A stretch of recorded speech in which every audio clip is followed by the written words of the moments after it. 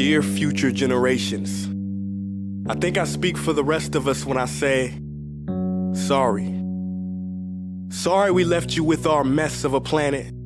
Sorry that we were too caught up in our own doings to do something. Sorry we listened to people who made excuses to do nothing.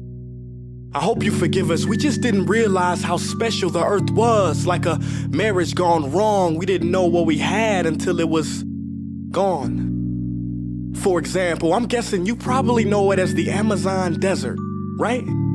Well, believe it or not, it was once called the Amazon rainforest, and there were billions of trees there, all of them gorgeous. And oh, you don't know much about trees, do you? Well, let me tell you, trees are amazing. I mean, we literally breathe the air they are creating. They clean up our pollution, our carbon. They store and purify water, give us medicine that cures our diseases, food that feeds us, which is why I'm so sorry to tell you that we burn them down.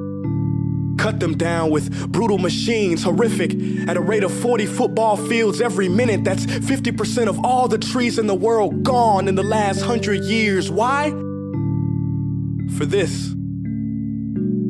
And that wouldn't make me so sad if it weren't so many pictures of leaves on it. You know, when I was a child, I read how the Native Americans had such consideration for the planet that they felt responsible for how they left the land for the next 7 generations. Which brings me great sorrow, because most of us today don't even care about tomorrow. So I'm sorry. I'm sorry that we put profit above people, greed above need, the rule of gold above the golden rule. I'm sorry we use nature as a credit card with no spending limit, overdrafting animals to extinction, stealing your chance to ever see their uniqueness or become friends with them. Sorry we poison the ocean so much that you can't even swim in them. But most of all, I'm sorry about our mindset, 'cause we had the nerve to call this destruction progress. Hey Fox News, if you don't think climate change is a threat, I dare you to interview the thousands of homeless people in Bangladesh. See, while you were in your penthouse nestled, their homes were literally washed away beneath their feet due to rising sea levels. And Sarah Palin, you said that you love the smell of fossil fuels. Well, I urge you to talk to the kids of Beijing who are forced to wear pollution masks just to go to school. See, you can ignore this, but the thing about truth is, it can be denied, not avoided.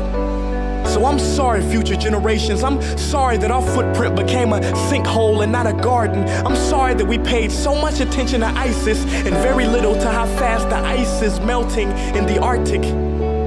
I'm sorry we doomed you, and I'm sorry we couldn't find another planet in time to move to. You know what? Cut the beat. I'm not sorry. This future, I do not accept it, because an error does not become a mistake until you refuse to correct it. We can redirect this. How? Let me suggest that if a farmer sees a tree that is unhealthy, they don't look at the branches to diagnose it, they look at the root. So like that farmer, we must look at the root, and not to the branches of government, not to the politicians run by corporations. We are the root, we are the foundation. This generation, it is up to us to take care of this planet. It is our only home. We must globally warm our hearts and change the climate of our souls and realize that we are not apart from nature, we are a part of nature. And to betray nature is to betray us. To save nature is to save us. Because whatever you're fighting for, racism or poverty, feminism, gay rights, or any type of equality, it won't matter in the least. Because if we don't all work together to save the environment, we will be equally extinct.